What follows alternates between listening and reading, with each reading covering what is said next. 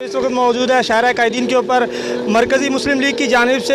یہ بہت بڑا پروگرام کیا جا رہا ہے جو سویڈن کے اندر قرآن مجید کی توہین کی ہے۔ ہمارے ساتھ موجود ہے مرکزی مسلم لیگ کے نائب صدر ندیم عوان صاحب۔ ندیم عوان صاحب یہ بتائیے گا مرکزی مسلم لیگ کی جانب سے کیا پیغام دیا جا رہا ہے قرآن کی عظمت کے لیے اور مسلمانوں کو اور عالم کافر جو مسلسل قرآن مجید کی توہین کرنے میں مصروف رہتے ہیں؟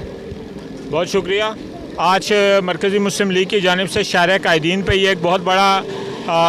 پرامن احتجاج منعقد کیا گیا، جس میں مرد بھی ہیں، خواتین بھی ہیں، بچے بوڑھے جوان بھی ہیں، اور ہمارے پاس اس وقت ہمارا یہ جو ہدف ہے وہ یہ ہے کہ ہم لوگوں کو یہ پیغام دیں کہ تم قرآن کی توہین کرو گے، ہم نے اپنی زندگی میں قرآن لے آئے ہیں، ہم اپنے سینوں میں قرآن کو محفوظ رکھتے ہیں، ہم اپنے بچوں کو قرآن کا حافظ بناتے ہیں، ہم اپنے معاشرے سوسائٹی کے اندر قرآن کو لے کر آئے ہیں، اور کسی بھی طرح جو ہے نا قرآن آپ ہم سے دور نہیں کر سکتے۔ البتہ ایک اور چیز ہے، وہ یہ ہے کہ جنہوں نے قرآن کی توہین کی ہے، ہم دنیا سے یہ مطالبہ کرتے ہیں کہ یہ صرف ایک قرآن کی نہیں، 2 ارب مسلمانوں کی توہین کی گئی ہے، ان کے جذبات کو مجروح کیا گیا ہے۔ یہ کتاب اللہ کی جو توہین ہے یہ ہرگز آزادی اظہار رائے نہیں ہے، اور پوری دنیا کے جو مسلمان ہیں ان کو چاہیے کہ وہ سویڈن کا بائیکاٹ کریں، کیونکہ یہ توہین قرآن کا واقعہ کسی ایک شخص کا نہیں بلکہ سویڈن کی سرکاری سرپرستی میں ہوا ہے، اور سرکاری سرپرستی میں ہونے کی وجہ سے پوری دنیا کے مسلمان سویڈن کے ساتھ اپنا احتجاج بھی ریکارڈ کریں،